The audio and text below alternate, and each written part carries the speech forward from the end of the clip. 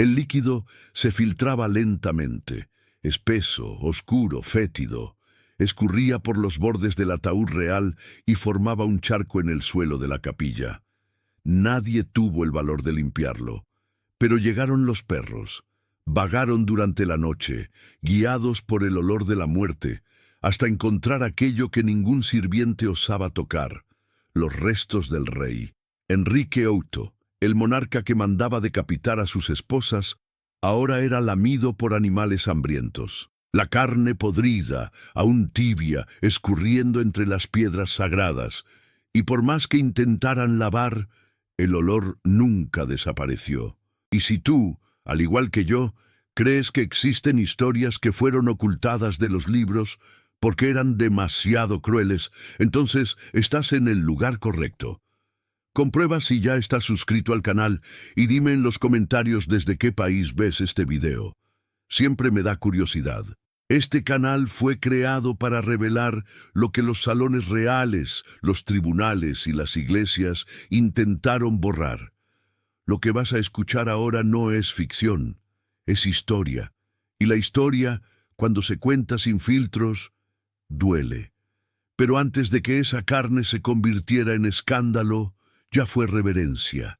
Antes de ser recordado como un monstruo en descomposición, Enrique VIII fue celebrado como el príncipe más bello de Europa. Alto, atlético, pelirrojo, con porte de guerrero y habla de estadista. Era el retrato perfecto de lo que se esperaba de un rey. Los embajadores escribían cartas elogiando su apariencia casi divina. La corte sonreía ante él con admiración, no con miedo, y en aquel tiempo nadie podía imaginar que ese mismo cuerpo se convertiría en una prisión fétida y viva. Decían que parecía esculpido en mármol. A los 17 años, cuando asumió el trono, Enrique VIII era visto como la cumbre de la virilidad renacentista. Los registros de la época hablan de un joven de casi 2 metros de altura, hombros anchos, cintura estrecha y ojos penetrantes. Se vestía con elegancia, cabalgaba como un guerrero y bailaba como un noble de Venecia. No había princesa que no deseara ser su reina, ni cortesano que osara cuestionar su brillo. Inglaterra entera lo veía como una señal divina. Pero esa perfección física también alimentaba algo más profundo: vanidad. Una vanidad que con el tiempo dejaría de ser un rasgo y se convertiría en una maldición, porque para un hombre que se creía intocable, cualquier falla se volvería insoportable. Y fue justamente por querer un heredero perfecto, un hijo varón que perpetuara su gloria, que Enrique comenzó a cambiar el rumbo de la historia. No aceptaba la idea de envejecer junto a una esposa que no le daba hijos. No aceptaba ser limitado por un papa. Y fue ahí cuando rompió con Roma, no por fe, sino por deseo. Un deseo que, años después, lo dejaría rodeado de fantasmas, sangre y silencio. Pero el cuerpo que un día fue símbolo de poder, también llevaba la semilla de la ruina. Era enero de 1536. El frío cortaba el aire en Greenwich, pero dentro de la arena real, el clima era otro. Euforia, apuesta, espectáculo. Enrique VIII, ya con 44 años, vestía su armadura más reluciente. Aún se veía como el joven invencible. Y aquel día montó su caballo como si el tiempo no hubiera pasado. La multitud gritaba. Él saludaba. El rey parecía eterno, pero la eternidad duró pocos segundos. En el arranque de la lanza, el caballo tropezó. Las patas delanteras fallaron. Y entonces vino el sonido seco. Un golpe sordo que silenció el campo. El rey voló, y al instante siguiente, el caballo en desesperación se desplomó sobre él. Una tonelada de peso vivo aplastando a un hombre que llevaba un imperio a sus espaldas. Enrique no se movía, ni un gemido, ni un parpadeo. Los minutos pasaron y la corte comenzó a agitarse. Los criados corrían, los guardias palidecían, nadie se atrevía a hablar de muerte, pero el olor del miedo ya se esparcía. 2 horas pasaron hasta que abriera los ojos. Respiraba, pero aquel cuerpo ya no era el mismo. Una lesión profunda había alcanzado su pierna derecha, una herida que se negaba a cerrar.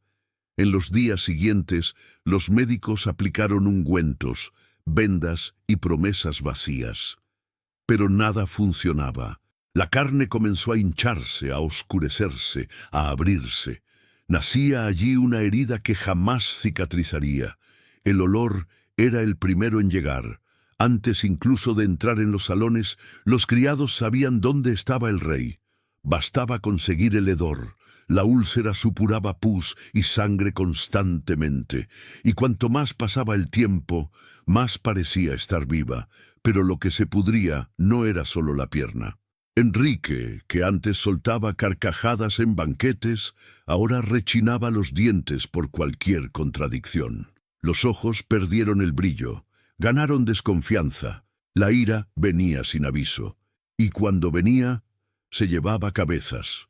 Historiadores modernos sugieren que el accidente pudo haber causado un trauma cerebral, y que esto acentuó una personalidad ya marcada por el orgullo y la sed de control.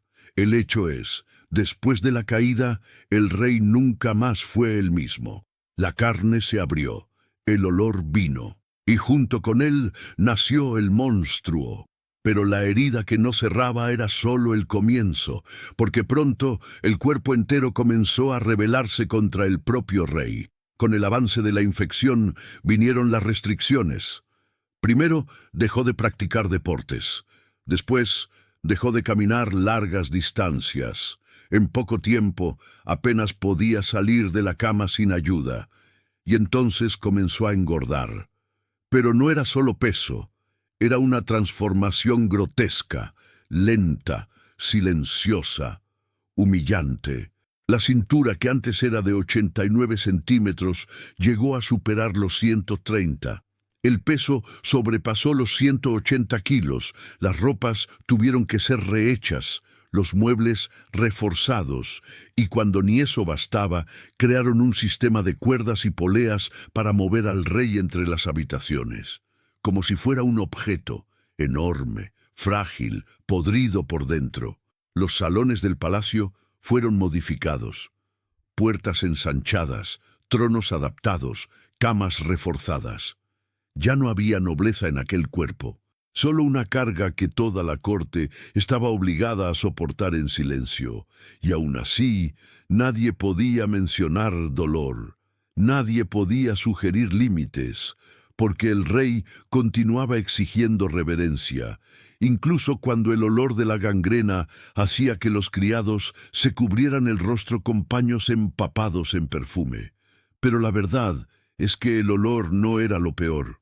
Lo peor era la mirada. Enrique comenzó a desconfiar de todo. Tenía miedo de la traición, del envenenamiento, de miradas torcidas. Mandaba probar cada plato, cada copa, cada cubierto. Los espejos fueron cubiertos, los pasillos vaciados. El rey vivía rodeado de un silencio tenso, pesado, a punto de explotar, y explotaba. Con frecuencia, los estallidos de furia se volvieron rutina. Un sirviente retrasado, un comentario mal interpretado, un noble que respiraba en el momento equivocado. Bastaba un detalle, y la cabeza rodaba. La herida ya no estaba solo en la pierna, estaba en el alma. La corte entera caminaba sobre cristales rotos. El palacio, antes lleno de música, ahora era un templo de suspiros contenidos. Y cada día, un pedazo más de aquel hombre, que alguna vez fue llamado la personificación del ideal renacentista, desaparecía bajo capas de dolor, rencor y carne podrida. Pero si el cuerpo ya no obedecía, el ego aún gritaba. Enrique no soportaba la idea de ser visto como débil. Necesitaba probar, para la corte, para Dios y para sí mismo, que seguía siendo rey, que seguía siendo hombre. Y fue así como, en el apogeo de la enfermedad, decidió casarse de nuevo. No por amor, no por alianza política, sino por vanidad. Y fue en ese momento cuando apareció ella. una joven de ojos grandes, sonrisa ensayada, y edad suficiente para ser su nieta. Ella tenía 19 años, él 49, y un cuerpo que ya no podía sostener ni su propia corona. Catherine Howard no fue elegida por política, ni por amor. Fue elegida por vanidad. El rey necesitaba algo que le hiciera olvidar el olor de su propia carne podrida, algo que le hiciera creer, aunque fuera por instantes, que seguía siendo deseado. Y Catherine era eso, joven, ligera, entrenada para sonreír con miedo y obedecer sin entender. Cuando entró en el palacio, la corte disimuló la incomodidad con aplausos, pero todos lo veían. El contraste era grotesco. Enrique ya apenas caminaba. Necesitaba ser izado por poleas. La herida en la pierna supuraba constantemente, infectando sábanas, ropas y el propio aire. Los criados aprendían a respirar por la boca cuando él se acercaba. Pero Catherine no tenía elección. Dicen que en la noche de bodas, ella lloró en silencio, que giró el rostro cuando él intentó tocarla, que tembló al sentir el calor del cuerpo de él acercándose, pesado, sudado, apestando a sangre vieja y pus. Ella no era esposa, era un símbolo, una muñeca viva colocada allí para alimentar la ilusión de un rey que ya no tenía espejo, solo sombras. Y como tantas mujeres aplastadas por palacios y silencios, Catherine buscó refugio, un toque humano, un cuerpo que no doliera, un rostro que no aterrorizara. Encontró esto en los brazos de un cortesano, joven, vivo, perfumado. Fue suficiente. Cuando la noticia llegó al rey, el mundo se detuvo. Enrique no gritó, no se movió, solo mandó investigar, después arrestar, después matar. Catherine fue arrastrada hasta la Torre de Londres. Suplicó misericordia, pidió perdón, temblaba, lloraba. Pero ya era tarde.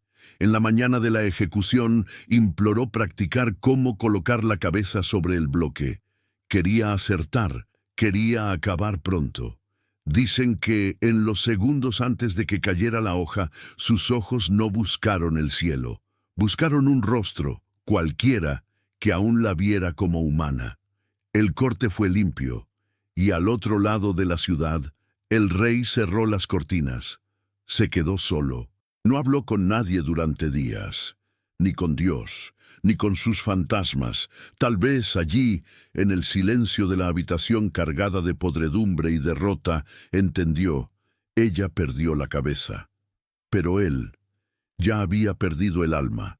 Pero si la cabeza de Catherine rodó en silencio, los gritos que vendrían después resonaron por toda la corte, porque lo que comenzó como una herida en la pierna se convirtió en un colapso del cuerpo, y lo que parecía apenas paranoia se volvió terror institucionalizado.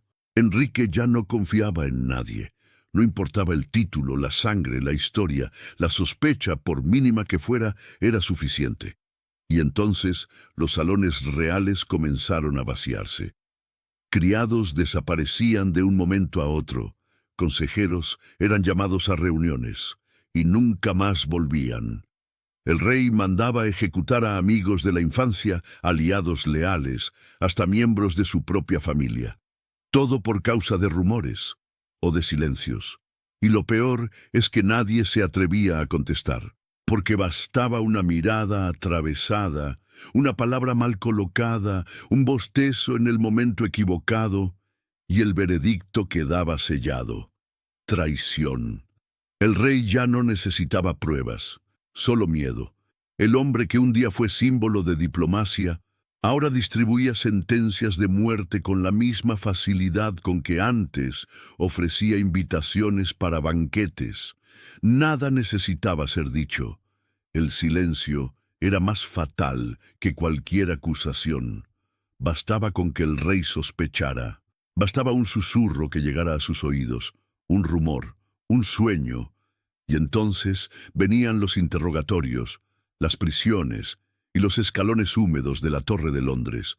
Entre 1540 y 1547, Enrique mandó matar a consejeros, médicos, monjes y nobles, hasta primos, gente que creció con él, que compartió victorias, confesiones y oraciones, todo tirado por la borda por un rey que ya no veía rostros, solo amenazas. La corte vivía en constante vigilia. Guardias doblaban los turnos. Criados cuchicheaban en las esquinas, con miedo incluso de toser. Las miradas bajaban cuando él pasaba. Nadie sabía ya qué estaba permitido decir, ni sentir. Y mientras el miedo crecía, el cuerpo del rey se pudría cada vez más rápido. Las heridas en las piernas se empeoraron. Los médicos aplicaban tratamientos con mercurio, mezclas de arsénico, hierro al rojo vivo para cauterizar. Sus gritos resonaban por pasillos que antes escucharon música. La carne ya no reaccionaba. El dolor era constante. La gangrena se instaló. La piel necrosada cambiaba de color, rojo, púrpura, negro. El pus escurría por debajo de los vendajes. El olor podía sentirse a 3 habitaciones de distancia. Y aún así, nadie osaba sugerir que el rey estaba muriendo, porque según la ley, predecir la muerte del monarca era traición. La farsa se mantuvo hasta el final. Los médicos mentían. La corte sonreía en apariciones públicas y el rey, recostado en almohadas ensangrentadas, exigía informes, reverencias y silencio. Pero en las madrugadas, en el intervalo entre fiebres y delirios, murmuraba nombres. Jane Seymour, Anne Boleyn. A veces llamaba a hijos que ni siquiera estaban allí. Otras veces no decía nada. Solo lloraba. El trono estaba intacto. Pero el hombre ya no existía, y todos sabían, la caída no vendría con una espada, sino con el último suspiro de un cuerpo que, desde hace mucho tiempo, solo cargaba peso y remordimiento. Pero ni siquiera el silencio logró esconder lo inevitable. Por más que los médicos mintieran, que los criados disimularan y que la corte fingiera normalidad, el fin ya estaba dentro del cuarto y dentro del cuerpo. La respiración se debilitaba, las fiebres volvían con más fuerza, y el olor ya no podía ser ignorado ni con perfumes raros de Francia. La muerte que Enrique tanto temía no llegó de golpe, se arrastró, se instaló, y comenzó a anunciar su presencia mucho antes del último suspiro. El invierno de 1547 parecía más pesado que los anteriores. Los criados caminaban con la cabeza baja. La habitación real fue aislada. Pocos tenían permiso para entrar. Incluso los más cercanos evitaban el contacto, no por respeto, sino por miedo. El cuerpo del rey ya no era cuerpo. Era un campo de descomposición avanzada. Las piernas estaban tomadas por la gangrena, la carne, oscura, necrosada, parecía a punto de deshacerse con cualquier toque. Las heridas abiertas exponían el hueso. Había días en que gritaba sin parar, otros en que apenas miraba al techo con los ojos fijos, como si ya no estuviera más allí. En la noche del 27 de enero, Enrique permitió que llamaran al arzobispo Thomas Cranmer. Ya no podía hablar, pero cuando le preguntaron si moría en la fe cristiana, apretó la mano del arzobispo con fuerza. Fue su último gesto consciente. Horas después, el rey más temido de Inglaterra dejó de respirar, pero la muerte no cerró la decadencia. Solo la hizo pública. Su cuerpo, enorme e inestable, exigió un ataúd a medida. El proceso de embalsamamiento fue apresurado, mal hecho, ineficaz. Y mientras el cuerpo aguardaba el funeral en la capilla de Can Abbey, lo inevitable ocurrió. El ataúd se hinchó. Los gases internos comenzaron a presionar las juntas de la madera, y entonces, durante la madrugada, un hilo oscuro comenzó a escurrir por los laterales. El líquido recorrió el suelo de piedra hasta alcanzar los bordes del altar. Allí, perros callejeros que habían invadido la capilla lamieron el fluido pútrido delante de 2 sirvientes en shock.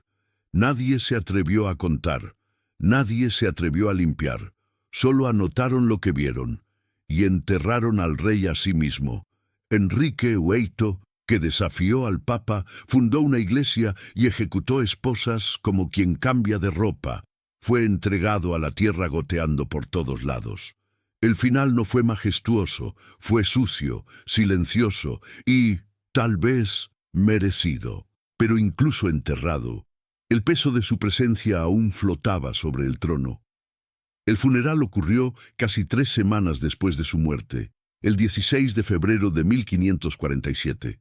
Fue una ceremonia grandiosa, como exigía la etiqueta de un monarca. Trompetas, procesiones, vestiduras negras, todo cuidadosamente ensayado para ocultar lo que todos ya sabían: el rey que allí yacía ya no era temido, era recordado con alivio. Fue sepultado en la capilla de San Jorge, en el castillo de Windsor, al lado de Jane Seymour, la única esposa que le dio el hijo tan deseado.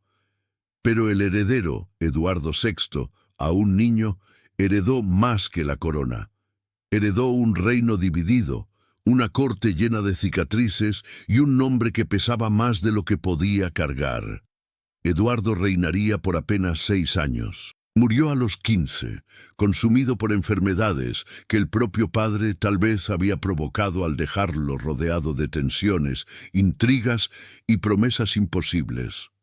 Con la muerte del niño rey, la sucesión siguió hacia María, hija de Catalina de Aragón, la esposa que Enrique abandonó por no darle un hijo varón.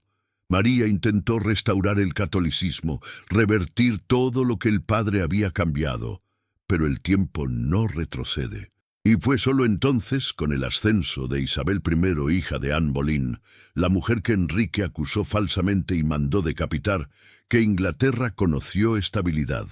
La hija de la hereje, la hija de la mujer que él intentó borrar de la historia, fue quien transformó el país en imperio. Enrique VIII construyó su imagen con espada y miedo, pero al final fue vencido por aquello que más despreció: las mujeres que él descartó. La historia no lo absolvió, tampoco olvidó, porque no importa el tamaño del trono, la riqueza de la corona o la fuerza del decreto, el cuerpo se pudre, el poder pasa y el nombre se vuelve memoria. En el caso de Enrique, una memoria que aún hiede, aún incomoda, aún confronta. Pero el cuerpo que escurría por los rincones de la capilla no fue enterrado solo. Junto con él descendía también la promesa de un imperio eterno, de una dinastía invencible. Y lo que quedó fue un silencio incómodo, porque la muerte de Enrique VIII no borró sus errores, solo los entregó a los hijos, junto con la corona. Y fue ahí donde la historia mostró su ironía más cruel. Eduardo VI, el heredero tan esperado, era frágil como un soplo. Tenía salud debilitada desde el nacimiento. Asumió el trono con apenas 9 años, aún sin entender que había sido engendrado a costa de sangre, separaciones y cabezas caídas. Durante 6 años, el niño rey intentó reinar, intentó continuar el proyecto del padre. Pero su cuerpo nunca soportó el peso que la historia le impuso. A los 15, enfermó, languideció y murió, sin dejar herederos, sin tiempo de corregir nada, sin siquiera envejecer. Y con eso, el trono pasó a quien Enrique nunca quiso ver coronada: María I, hija de Catalina de Aragón, la mujer que él humilló públicamente, alejó del palacio y acusó de ser inútil por no generar un hijo varón. María asumió con un deseo claro: borrar los rastros de la Reforma protestante y restaurar la fe católica. Gobernó con fuerza, pero también con sangre. Cientos de protestantes fueron ejecutados bajo su reinado, e Inglaterra, ya traumatizada, pasó a llamarla Bloody Mary. Enrique quería un heredero para garantizar estabilidad, pero lo que dejó fue inestabilidad, venganza y sangre entre hermanos. Y entonces llegó ella, Isabel I, hija de Anne Boleyn, la mujer que él acusó falsamente de traición, la mujer que él mandó decapitar. Isabel, la hija de la reina maldita, fue quien realmente llevó a Inglaterra a la cima. Gobernó con inteligencia, estrategia y pulso firme. Reinó por 44 años. Estabilizó el reino, expandió el poder marítimo, transformó el país en imperio. Ella no solo heredó la corona, redimió la historia. Y con eso, el rey que pasó la vida intentando borrar a las mujeres del poder, acabó eternizado justamente por ellas. Pero incluso con el trono en manos, ni Isabel pudo borrar el olor de lo que quedó atrás, porque lo que Enrique dejó no fue solo un linaje, fue un país dividido, una fe dilacerada y un rastro de dolor que se infiltró en las paredes de los castillos y en los sermones de las iglesias. Y por más que la corona brillara bajo la luz del reinado de su hija, el peso de la podredumbre que él esparció aún estaba allí. Ese fue el verdadero legado del rey. La Inglaterra del post-Enrique era una nación en estado de cauterización. Los templos estaban agrietados por dentro, las familias divididas, los archivos llenos de nombres tachados. Nadie sabía ya qué era sagrado o prohibido. Él había roto con Roma para satisfacer su voluntad, fundado una nueva iglesia, no por fe, sino por conveniencia. Enseñó al pueblo que la religión podía ser moldeada como hierro caliente, y que el altar, si fuera necesario, también era lugar de ejecución.